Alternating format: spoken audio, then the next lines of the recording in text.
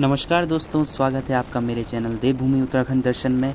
और दोस्तों आज मैं चलते चलते अपने व्लॉग की शुरुआत कर रहा हूं। तो दोस्तों मैं आपको बता रहा हूं कि आज मैं जा रहा हूं सेम मुखिम मंदिर, और आज मैं आपको दर्शन कराऊंगा सेम नागराजा मंदिर की, जो कि टिहरी गढ़वाल में है। तो अभी हम मलेथा पहुँच चुके हैं और चलो देखते हैं आगे क्या होता है। दोस्तों मलेथा में एक रोड जाती है मेन देहरादून के लिए, और जो ये ऊपर के रास्ते जा रहे हैं हम, ये रोड जा रही है न्यू टिहरी के लिए।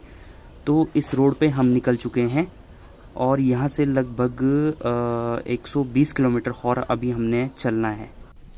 तो दोस्तों हम फाइनली पहुँच चुके हैं उस झूला पुल पे, जो झूला पुल टिहरी को जोड़ता है प्रताप नगर और लंबगांव से।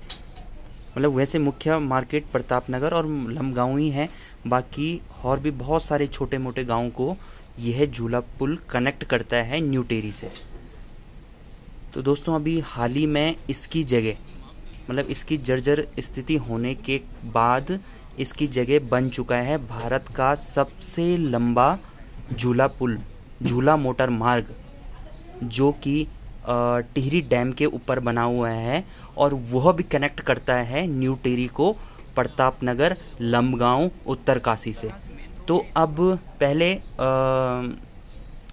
कनेक्टिविटी का यही जरिया था ये वाला झूला पुल, और अब बन गया है डोबरा चांठी पुल।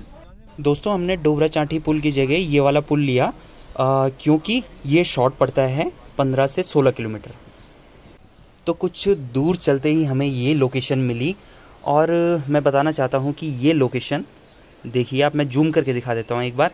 तो जो ये पिघला हुआ दिख रहा है ब्लैक ब्लैक सा, तो ये है शिलाजीत। तो शिलाजीत का नाम आप लोगों ने ज़रूर सुना होगा, लेकिन इस टाइप की पहाड़ी पे ये मिलेगा ये अभी आप लोगों ने कभी अनुमान नहीं लगाया होगा। लेकिन मैं बता रहा हूँ कि ये ऐसी पहाड़ियों पर ही मिलता है। ये शिलाजीत ऐसी पहाड़ियों पर बनता है, फिर उसके बाद इसको निकाल करके इसका पाउडर बना करके बेचा जाता है शिलाजीत के रूप में। काफ़ी हाइट में चढ़ने के बाद हम उस लोकेशन पे पहुंच चुके हैं जहां से डोबरा चांठी ब्रिज की पूरी लोकेशन दिख रही है, ये देखिए।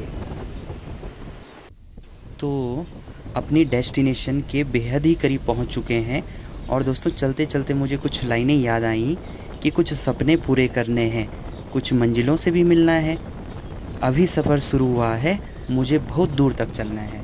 तो दोस्तों कहते हैं ना कि सफ़र खूबसूरत है मंजिल से भी ज़्यादा, कि सफ़र खूबसूरत है मंजिल से भी ज़्यादा। तो इसलिए सफ़र का लुत्फ़ उठाते उठाते चलो, और फिर जाके जो हमारी मंजिल होती है वो अपने आप ही खूबसूरत बन जाती है। तो दोस्तों हम अपने डेस्टिनेशन के बेहद ही करीब पहुंच चुके हैं। ये जो सामने गांव का व्यू दिख रहा है शायद से मुखिम गांव है।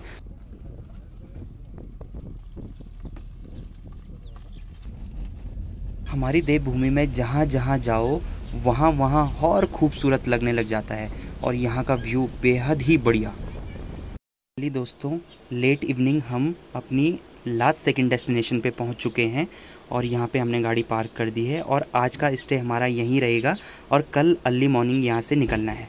गुड मॉर्निंग गाइस, एक खूबसूरत सी सुबह और एक खूबसूरत सी लोकेशन में आपका स्वागत है।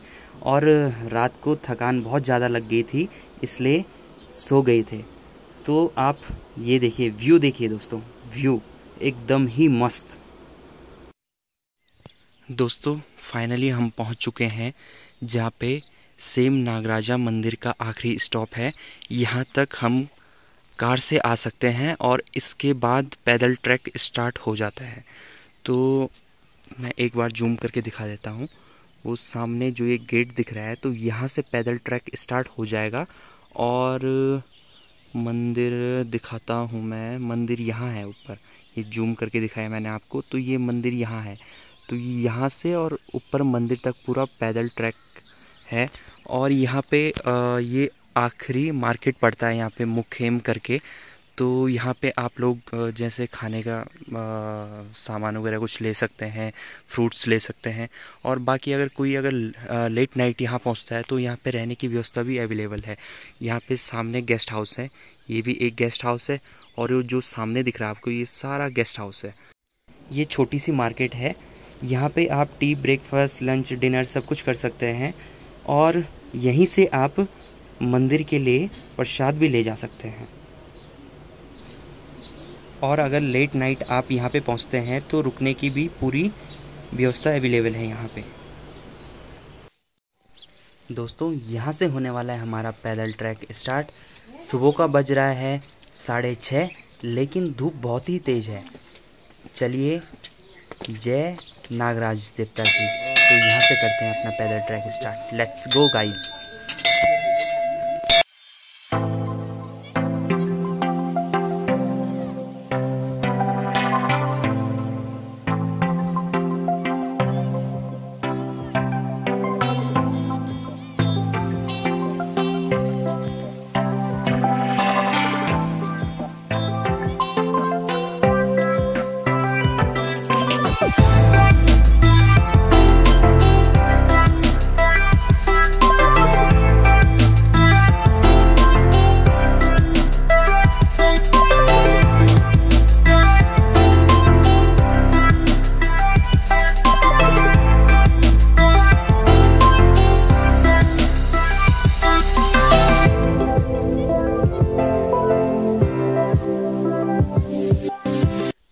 ट्रैक हो चुका है आधा, लेकिन दिल्ली अभी बहुत दूर है मेरे दोस्त, दिल्ली बहुत दूर है।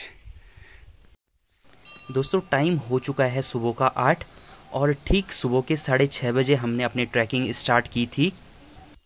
ठीक 1.5 घंटे और 2 किलोमीटर की खड़ी चढ़ाई के बाद फाइनली हम पहुंच चुके हैं अपनी डेस्टिनेशन पे। ओ माय गॉड, ये क्या दिख रहा है? अभी तो डेस्टिनेशन बहुत दूर है दोस्तों। मुझे लगा कि हम अपनी डेस्टिनेशन पे पहुंच चुके हैं, लेकिन ये सीढ़ियाँ दिख रही हैं, बहुत ज़्यादा दिख रही हैं, और इसको देख के मेरी हालत एकदम ही पस्ती हो गई है दोस्तों। एक चीज़ और कहना चाहता हूँ मैं आपसे, और बहुत ही इन्फॉर्मेटिव बात है कि जहाँ से हमने ट्रैकिंग स्टार्ट की थी और यहाँ तक, इस बीच में कोई भी पानी का सोर्स नहीं है। तो इसलिए आप जब भी मंदिर के दर्शन करने आएंगे सेम नागराजा मंदिर के, तो अपने साथ में एक वाटर बोतल लेके ज़रूर आना, और हो सके तो फास्ट लेकर के आएंगे तो अपने साथ फ्रूट्स लेके ज़रूर आएगा। दोस्तों एक चीज़ मुझे अभी पता लगी कि जो ये मंदिर है सेम नागराजा मंदिर, तो इसको उत्तराखंड का 5वें धाम के नाम से भी जाना जाता है, और भगवान श्री कृष्ण की उत्तर द्वारिका के नाम से भी जाना जाता है। माना जाता है कि भगवान श्री कृष्ण की उत्तर द्वारिका यहाँ बसी हुई थी। और पापा भी बहुत थक चुके हैं, और इतनी सारी सीढ़ियाँ चढ़ने के बाद फाइनली हम पहुँच चुके हैं इस जगह पे जिसने मुझे सेंसलेस कर दिया है। वाओ, क्या व्यू है! और जिस कारीगर ने इसको बनाया है, इस गेट को बनाया है, उसको मैं हाथ जोड़कर नमन करता हूँ। वाओ, जय हो सेम नागराजा मंदिर की। भगवान सेम नागराजा मंदिर और भगवान सेम नागराजा जी सबकी मनोकामना पूर्ण करें, और जो ये कोविड महामारी चल रही है, तो इस महामारी से भी सबको निजात दिलाएं। वाओ फ्रेंड्स, इस स्थान पे पहुंचने के बाद जो मैंने ट्रैक किया है 1.5 घंटे का, 2 किलोमीटर का, उसको मैं सारा भूल चुका हूँ। वास्तव में दोस्तों मुझे अखंड शांति की अनुभूति हो गई है यहाँ पहुँच करके। मैं मंत्रमुग्ध हो गया हूँ दोस्तों। वाओ, व्यू तो देखिए आप, बहुत सुंदर दोस्तों, बहुत सुंदर, बहुत ही ज़्यादा सुंदर। हाँ, वो तो चंद्रवंश है।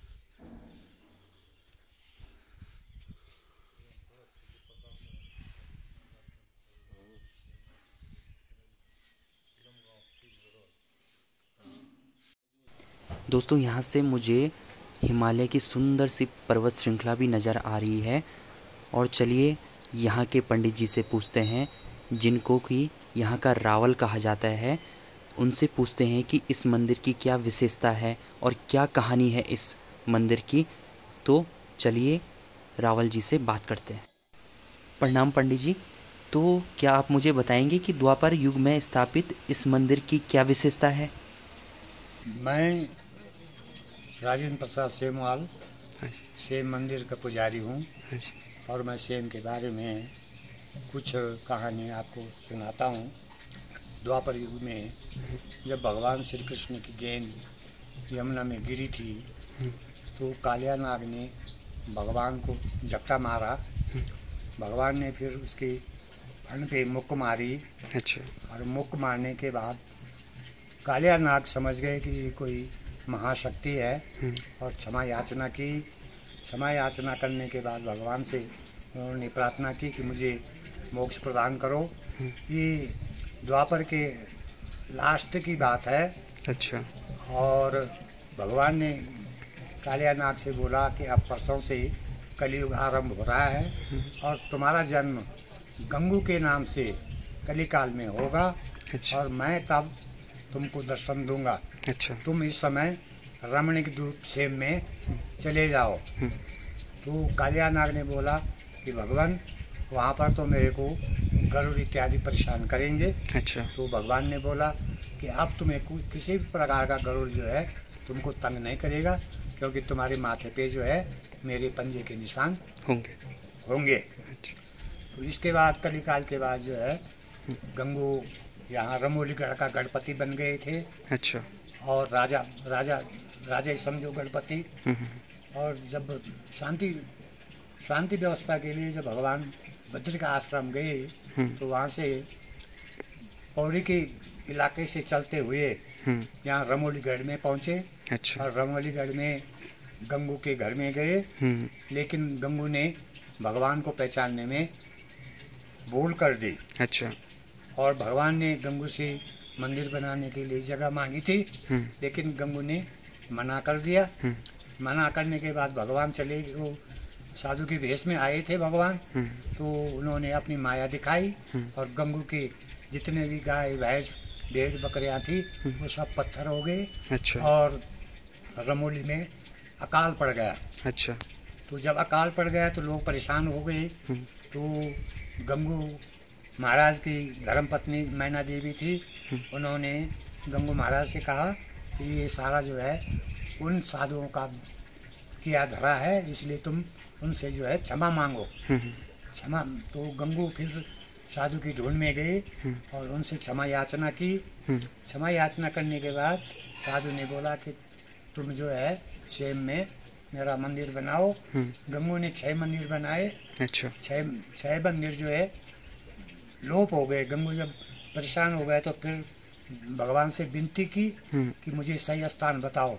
अच्छा। तो भगवान ने उसको यहाँ से मंदिर इस शिला पे भगवान ने गंगू को जो है नाग के रूप में दर्शन दिए। अच्छा। और बोला कि यहाँ पर मेरा मंदिर बनाओ, जो प्रगटा सेम के नाम से जाना जाता है। अच्छा। और जिसकी पूजा आज लोग कर रहे हैं।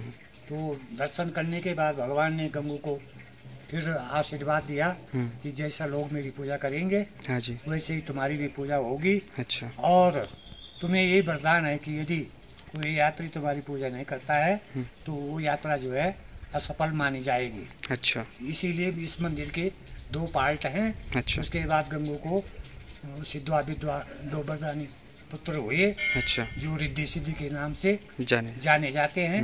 उनकी क्षण का महात्म होता है। बस। और इसके बाद जो है गंगू को भगवान ने समाधि स्थल पे मोक्ष प्रदान किया। अच्छा। जो मंदिर के बगल में ये मूर्ति स्थापित की गई है। अच्छा, ठीक है। धन्यवाद। ठीक है, धन्यवाद। जय हो। फाइनली दोस्तों, मंदिर के संपूर्ण दर्शन करने के बाद हम निकल पड़े हैं अपनी घर की तरफ वापस।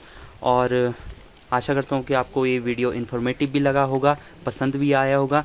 तो गाइस जल्दी से कर दीजिए इस वीडियो को लाइक, शेयर और कमेंट, और चैनल को ज़रूर सब्सक्राइब कीजिए। मिलते हैं नेक्स्ट व्लॉग में, तब तक बाय।